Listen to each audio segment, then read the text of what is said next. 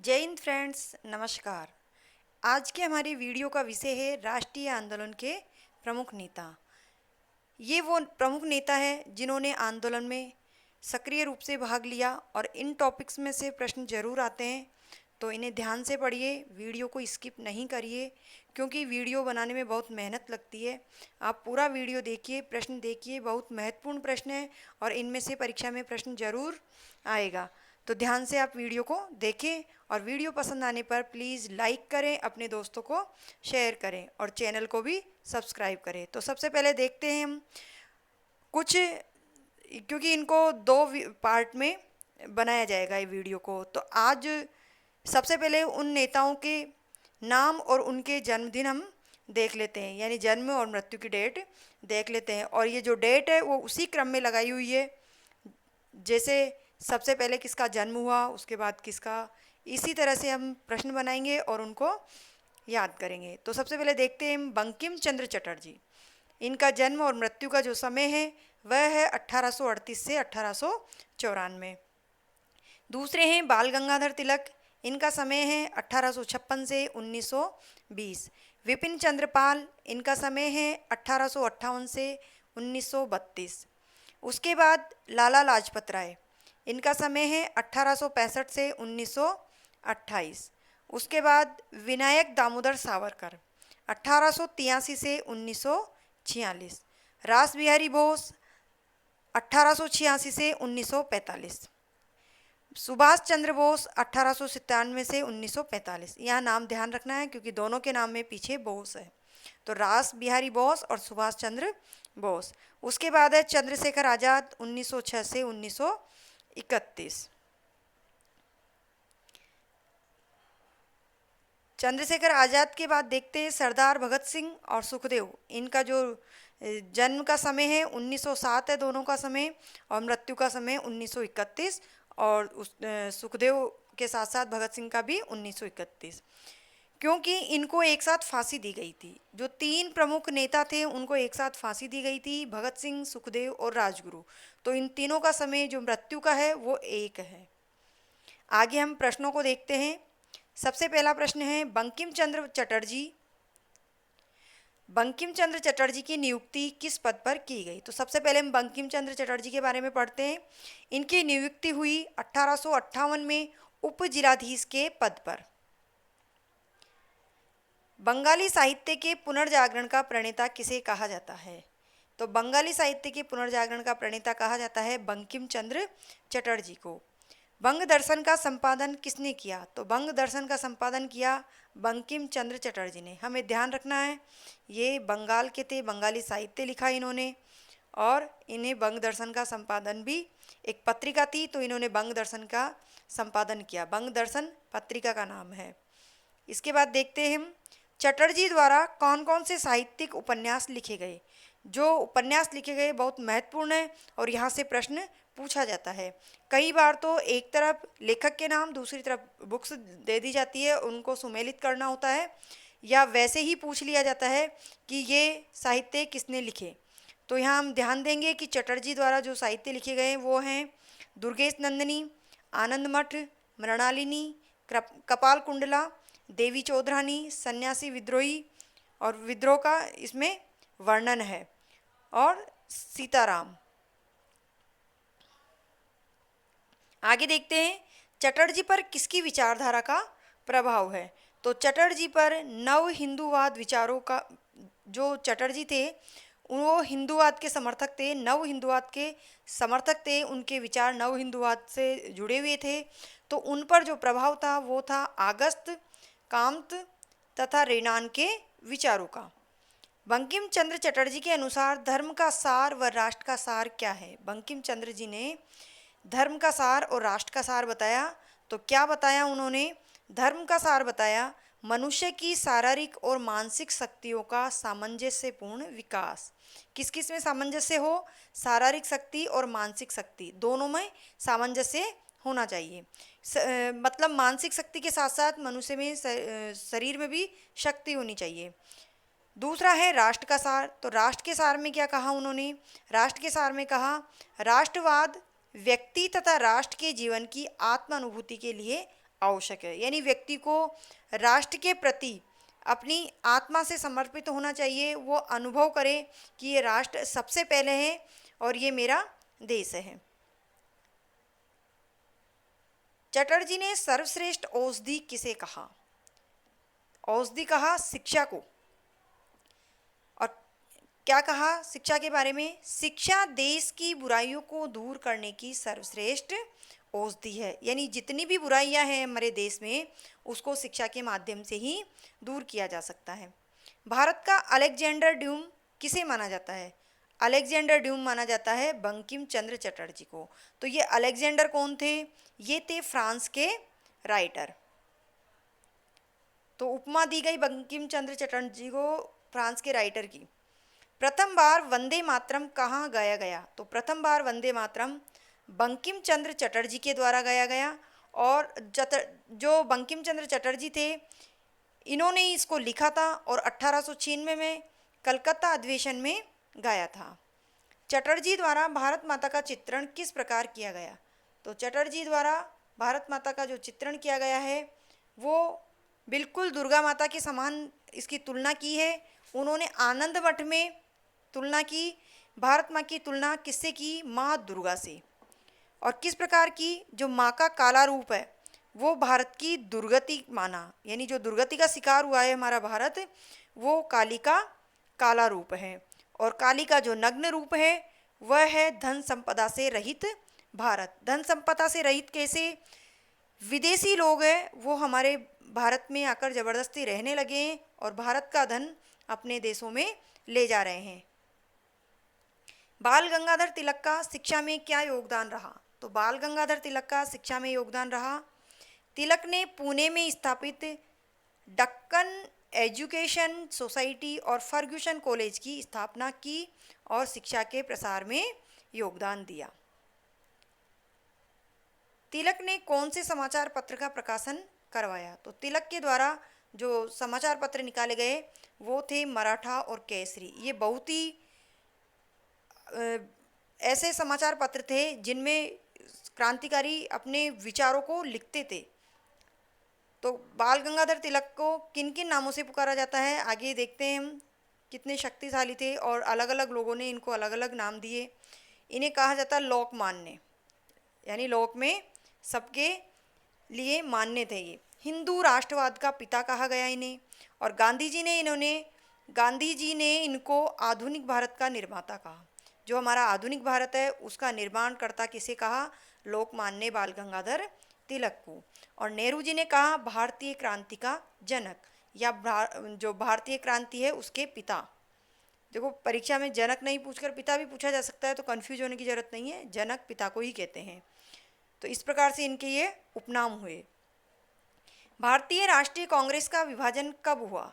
तो भारतीय राष्ट्रीय कांग्रेस का विभाजन हुआ 1907 में सूरत अधिवेशन में, जब उदारवादी तथा उग्रवादियों के बीच मतभेद हो गया। तो सूरत में 1907 में राष्ट्रीय कांग्रेस का विभाजन दो दलों में हो गया और राष्ट्रीय कांग्रेस थी वो नरम दल और गरम दल में विभाजित हो गई। जो उग्रवादी थे वो गरम दल और जो उदारवादी थे वो नरम दल कहलाए। तिलक ने मांडले जेल से आते ही क्या किया? तो जो तिलक थे उन्हें जेल हुई क्योंकि वो अपने केसरी में 1882 में जो प्रकाशन किया, पत्रिका का संपादन किया, उसमें अपने विचार लिखते थे और उन विचारों से नाराज़ होकर उन्हें जेल में डाल दिया गया। तो जेल में डालने के बाद 1908 में केसरी में प्रकाशित लेखों के कारण, देखो जैसा मैंने बताया, केसरी में प्रकाशित लेखों के कारण उन्हें जेल में डाल दिया गया और 6 वर्ष तक उन्हें मांडले जेल में रहना पड़ा। और वहाँ रहकर उन्होंने क्या किया? वहाँ रहकर उन्होंने कुछ अच्छे साहित्य लिखे, जैसे गीता रहस्य, जिसे कर्मयोग कांड भी कहा जाता है, वेदों का काल निर्णय आदि जेल में लिखे। उसके बाद जब वो जेल से वापस आए 6 वर्ष बाद, तो 1914 में वो आए और राजनीति में शून्यता रखी। थोड़े दिन राजनीति में ज़्यादा अपनी एक्टिविटी नहीं दिखाई और 1916 में जाकर के होम रूल लीग आंदोलन की स्थापना की। यानी आकर के वातावरण देखा, तब तक उन्होंने ज़्यादा राजनीति में भाग नहीं लिया। तिलक की किस बात को लेकर लड़कियों ने विरोध किया? तो देखो लड़कियों ने किस बात पे विरोध किया? लड़कियों ने किया बहरामजी मालावारी के प्रयासों से एज कॉन्सेंट एक्ट विधेयक पारित हुआ था।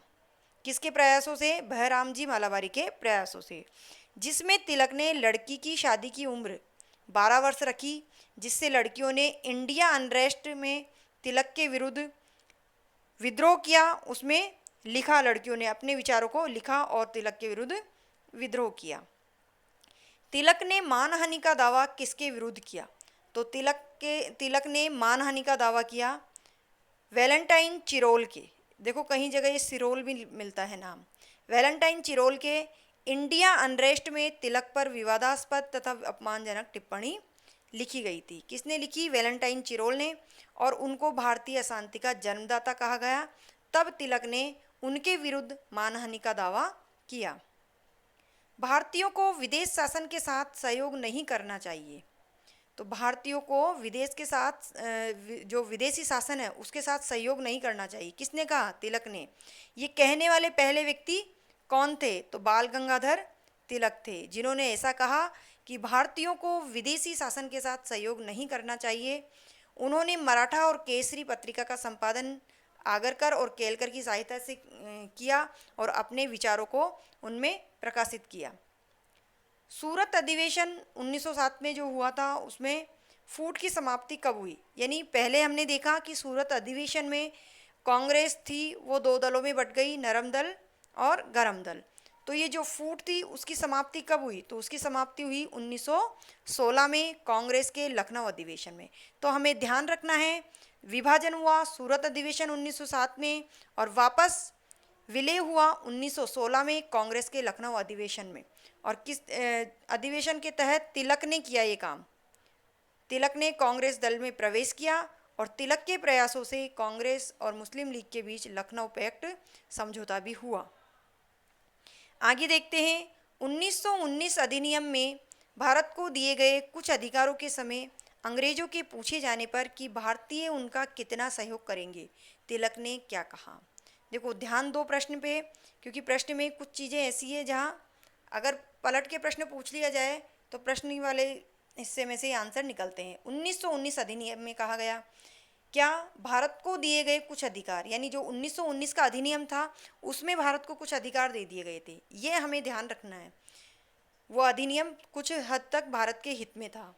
उस समय अंग्रेजों के पूछे जाने पर, जब अंग्रेजों ने भारत को थोड़ा कुछ दिया तो अंग्रेजों ने भारतीयों से क्या कहा कि आप भारतीय उनका कितना सहयोग करेंगे?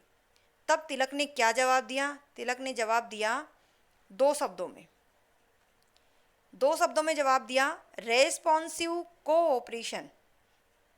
जवाब था उनका रेस्पॉन्सिव कोऑपरेशन, जिसका अर्थ है जितना सहयोग अंग्रेजी शासक हमारी राजनीतिक मांगों को देने के लिए करेंगे, जो अंग्रेजी शासक है हमारी राजनीतिक मांगों को देने के लिए जितना हमें सहयोग करेंगे, हम उसी अनुपात में उनका सहयोग करेंगे। यानी ये नहीं है कि थोड़ा सा सहयोग कर दिया तो अंग्रेज़ों के पूरी तरह साथ हो जाए, नहीं, जितना अंग्रेज हमारा साथ देंगे हम उसी अनुपात में भारतीय भी उन अंग्रेज़ों का साथ देंगे। स्वराज मेरा जन्मसिद्ध अधिकार है और इसे मैं लेकर रहूँगा का नारा किस अधिवेशन में दिया गया? तो ये नारा दिया तिलक ने, स्वराज मेरा जन्मसिद्ध अधिकार है और मैं इसे लेकर रहूँगा, ये नारा तिलक ने दिया और लखनऊ कांग्रेस अधिवेशन में दिया। राष्ट्रीय भावना जागृत करने हेतु कौन सा उत्सव मनाना प्रारंभ किया? यानी लोगों में राष्ट्रीय भावना को जागृत करने का प्रयास किया गया और इसके लिए उन्होंने एक बहुत अच्छा प्रयास ये किया कि गणपति उत्सव और शिवाजी उत्सव मनाए जाने लगे। तो ये गणपति उत्सव और शिवाजी उत्सव मनाने का जो प्रारंभ किया वो किसने किया? तिलक ने। प्रचंड राष्ट्रवाद का पैगंबर किसे कहा जाता है? प्रचंड राष्ट्रवाद का पैगंबर कहा जाता है विपिन चंद्र पाल को। पाल ने आध्यात्मिक राष्ट्रवाद की धारणा को जन्म दिया, इसलिए उन्हें प्रचंड राष्ट्रवाद का पैगंबर कहा जाता है। देखो प्रचंड राष्ट्रवाद का पैगंबर विपिन चंद्र पाल को कहा जाता है, और क्यों कहा जाता है? इन्हें कहा जाता है आध्यात्मिक राष्ट्रवाद की धारणा को जन्म देने के कारण। विपिन चंद्रपाल द्वारा रचित पत्रिका कौन सी है? तो विपिन चंद्रपाल द्वारा जो पत्रिका निकाली गई वह थी स्वराज, और इन्होंने इंग्लैंड से इसे निकाला। दूसरी थी न्यू इंडिया, जिसे निकाला भारत से अंग्रेजी में। अगला है विपिन चंद्र पाल कौन से आंदोलन में विपिन चंद्र पाल ने कौन से आंदोलन में प्रमुख भूमिका निभाई? तो कौन सा आंदोलन था वो? बंग भंग आंदोलन और स्वदेशी आंदोलन। बंगाल विभाजन का विरोध करने में सहायक हुए, यानी उसका जो विभाजन होना था उसका विरोध किया उन्होंने, और काफ़ी हद तक इसमें सफल भी हुए क्योंकि लोगों ने उनका साथ दिया। आंदोलन को वो ऊंचाई पर ले जाने के पक्ष में थे, सामाजिक ऊंच नीच धार्मिक बुराइयों को समाप्त करने के पक्ष में थे, और विधवा से विवाह के पक्ष में थे। और उनका क्या कहना था, क्या कथन था? तो उन्होंने कहा था, राजनीतिक स्वतंत्रता लाना चाहते हो तो पहले सामाजिक समानता लाना जरूरी है। जो सामाजिक समानता कैसे लाई जा सकती है? इस प्रकार की भावना रखने पर कि ऊंच नीच की धार्मिक बुराइयां खत्म करो, विधवाओं को आप दूर मत करो, उन्हें उनसे विवाह करो, उनको विवाह की सहमति दो। इस प्रकार की जो समाज में अगर समानता आ जाएगी तो राजनीतिक स्वतंत्रता अपने आप मिल जाएगी। विपिन चंद्र पाल कौन सी पुस्तक के रचयिता थे? तो देखो, इन्होंने एक नहीं अनेक पुस्तकें लिखी, और कौन कौन सी थी वो? Indian nationalism, Swaraj, new India, पारदर्शिक और नेशनलिटी एंड एम्पायर। तो ये थी विपिन चंद्र पाल की पुस्तकें। शिवाजी उत्सव की भांति कौन से उत्सव की व्याख्या हिंदी संस्कार का आधार मानी जाती है? तो ये विपिन चंद्र पाल ने की ये कोशिश कि जिस प्रकार से गणेश उत्सव और शिवाजी उत्सव मनाए जाने लगे, तो दुर्गा पूजा तथा राखी को भी हिंदी संस्कार का आधार माना गया। शेर ए पंजाब या पंजाब केसरी के नाम से कौन जाना जाता है? तो शेर ए पंजाब या पंजाब केसरी कहा जाता है लाला लाजपत राय को। लाला लाजपत राय ने लाहौर में कौन से कॉलेज की स्थापना की? तो उन्होंने दयानंद एंग्लो वैदिक कॉलेज की स्थापना की। और कहाँ की? लाहौर में। लाल बाल पाल, ये तीनों नेता उग्रवादी नेता थे, धर्मदल के नेता थे। लाला लाजपत राय की विचारधारा क्या थी? तो लाला लाजपत राय की विचारधारा थी कि उदारवादियों की इस धारणा का ब्रिटिश शासन भारत के लिए कौन सी धारणा थी? ईश्वरीय वरदान है, वे उपहास करते थे। यानी जो उदारवादी से मतलब है, नरम दल के नेता इस प्रकार की धारणा अपने मन में रखते हैं कि ब्रिटिश शासन भारत के लिए ईश्वरीय वरदान है, यानी ये तो ईश्वर ने वरदान देके भेजा है कि भारत पर अंग्रेजों का शासन होगा। तो इस बात का वो उपहास करते थे, मजाक उड़ाते थे। और इंग्लैंड को वो क्या कहते थे? इंग्लैंड को कहते थे दुकानदारों का देश। दुकानदारों का देश इसलिए कहते थे कि वो अपना आर्थिक प्रयोजन सिद्ध करते थे, भारत से पैसा ले जाने का कार्य करते थे। अंग्रेजों से स्वशासन की मांग को लेकर लाला लाजपत राय का कथन क्या है? अंग्रेजों से स्वशासन की मांग को लेकर तो उनका कथन है, एक अंग्रेज सबसे अधिक घृणा भिखारी से करता है। जो अंग्रेज है वो सबसे अधिक घृणा किससे करता है? भिखारी से। तो मेरा विचार है कि भिखारी है भी इसी योग्य। मेरा विचार है कि भिखारी है भी इसी योग्य।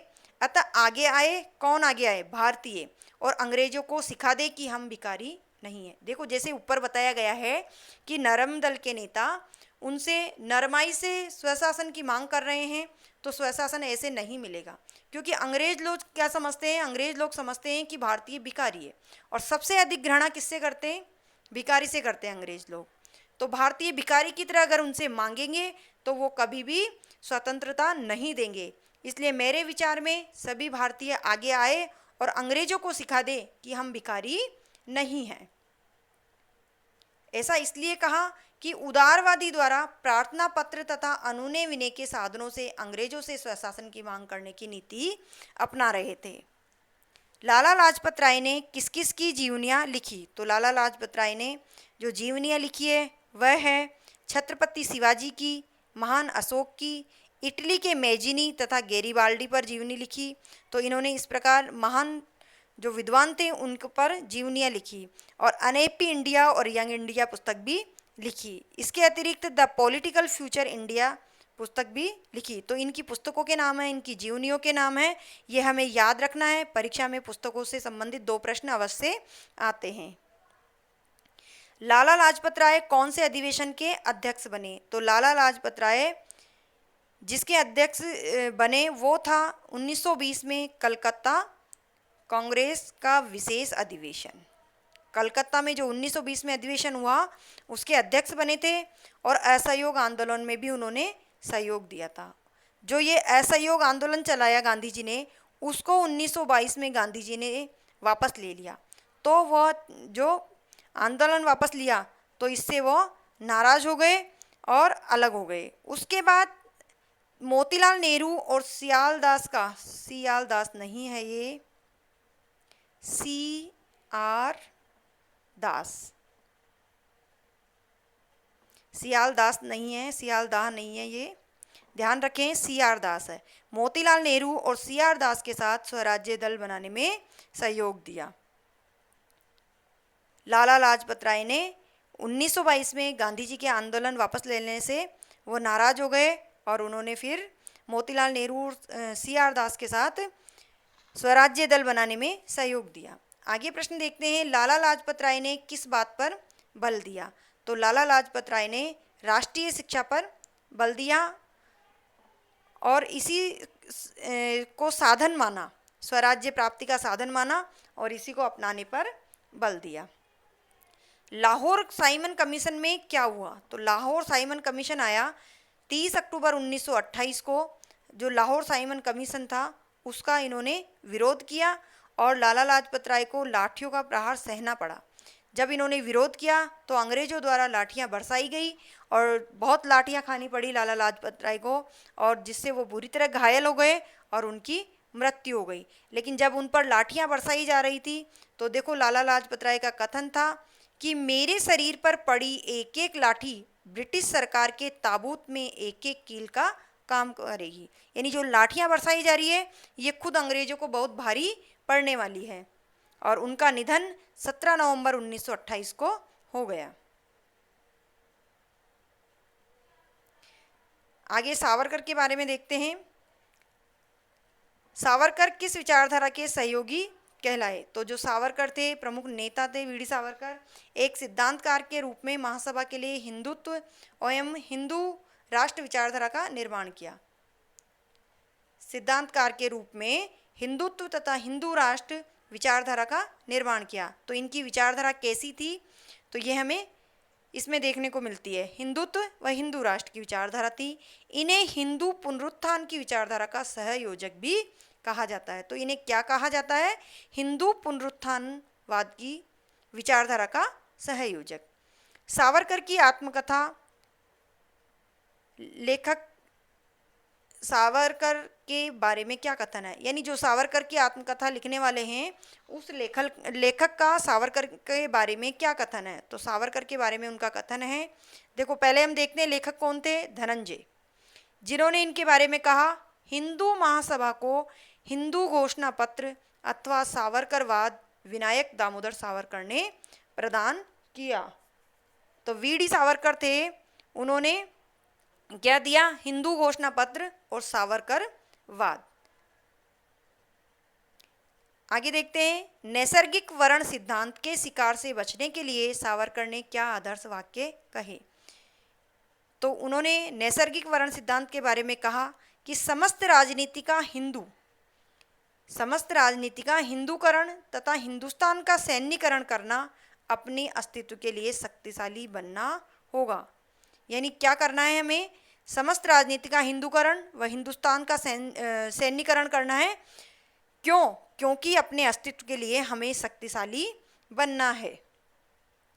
महारानी विक्टोरिया की शोक सभा का विरोध किसने किया? तो जब महारानी विक्टोरिया की मृत्यु हो गई तो जो शोक सभा हो रही थी तो इन्होंने उसका विरोध किया था। 1901 में विनायक दामोदर सावरकर द्वारा विक्टोरिया की शोक सभा का विरोध किया गया। सावरकर पर किसके विचारों का प्रभाव है? तो सावरकर पर बाल गंगाधर तिलक के विचारों का प्रभाव है। सावरकर ने कौन से गुप्त संगठन की स्थापना की? तो सावरकर ने एक गुप्त संगठन बनाया इंग्लैंड में रहकर, मित्र मेला, महाराष्ट्र में। महाराष्ट्र में मित्र मेला संगठन बनाया और इंडिया हाउस लंदन में रहते हुए ही अपनी क्रांतिकारी गतिविधियों को जारी रखा। मित्र मेला संगठन कहाँ बनाया था? महाराष्ट्र में। और जब वो लंदन में थे तब भी उन्होंने इंडिया हाउस है वहाँ इंग्लैंड में, लंदन में इंडिया हाउस है, वहाँ रहते हुए उन्होंने क्रांतिकारी गतिविधियों को जारी रखा। किस क्रांतिकारी को 2 बार आजीवन कारावास हुआ? तो जो सावरकर है उनको 2 बार आजीवन कारावास हुआ। तो सबसे पहला नासिक षड्यंत्र केस 1909 में हुआ था। 31 दिसंबर 1909 में नासिक षड्यंत्र केस हुआ, जिसमें उनके भाई को उसका दोषी ठहराया गया हत्या का, लेकिन इसका भी सहयोग उसमें मान करके इनको लंदन से 1910 में गिरफ्तार करके लाया जा रहा था। तब इन्होंने समुद्र में छलांग लगा दी, लेकिन फ्रांस की वजह से या फ्रांस के सैनिकों की कमजोरियों की वजह से ये वहाँ पकड़े गए और उन्हें जेल में डाल दिया गया। दूसरी बार जब इन्हें जेल में डाला गया, यानी आजीवन कारावास का दंड दिया गया, तब गांधी जी की हत्या की थी गोडसे के द्वारा। तब इनका भी उसमें हाथ बताया जाना मानकर इनको भी कारावास दिया गया। सावरकर को किस जेल में रखा गया? तो सावरकर को अंडमान निकोबार की जो जेल थी उसमें रखा गया और काले पानी की सज़ा दी गई। ये बहुत कठिन सज़ा होती है। एक काल कोठरी में बंद कर दिया जाता है और उन्हें अपनी सारी नित्य क्रिया, खाना पीना सब कुछ उसी काल कोठरी में करना होता है। तो ये बहुत भयंकर सज़ा है जो सावरकर को दी गई थी। सावरकर की प्रसिद्ध पुस्तक कौन सी है? तो सावरकर की जो प्रसिद्ध पुस्तक है the war of Indian independence, ये सावरकर की पुस्तक है। ये मराठी में लिखी गई, 1902 में लिखी गई। पुस्तक का नाम हमें याद रखना है। इनकी पुस्तक के बारे में कई बार एग्जाम में प्रश्न आ चुका है, तो आगे भी प्रश्न आने की पूरी संभावना है। सावरकर 1920 में किसके कहने पर आज़ाद हुए? यानी किसने कहा कि सावरकर को आज़ाद करने के लिए? तो गांधी और तिलक की सिफारिशों पर उन्हें आज़ाद कर दिया गया था। और शर्तें क्या रखी गई आज़ाद करके? ब्रिटिश सरकार के खिलाफ कोई एक्टिविटी नहीं करेंगे। सावरकर ने भारत छोड़ो आंदोलन का नाम क्या रखा? तो जो सावरकर जी थे उन्होंने भारत छोड़ो आंदोलन का नाम रखा भारत छोड़ो सेना रखो। वर्तमान में कौन से हवाई अड्डे का नाम विनायक दामोदर सावरकर के नाम पर रखा गया है? तो ये करंट जीके का भी प्रश्न है। तो पोर्ट ब्लेयर जो हवाई अड्डा था उसका नाम इनके नाम पर दामोदर सावरकर रखा गया। तो ये थे राष्ट्रीय आंदोलन के प्रमुख नेता से संबंधित बहुत ही महत्वपूर्ण प्रश्न। तो आप वीडियो को पूरा देखें और वीडियो पसंद आए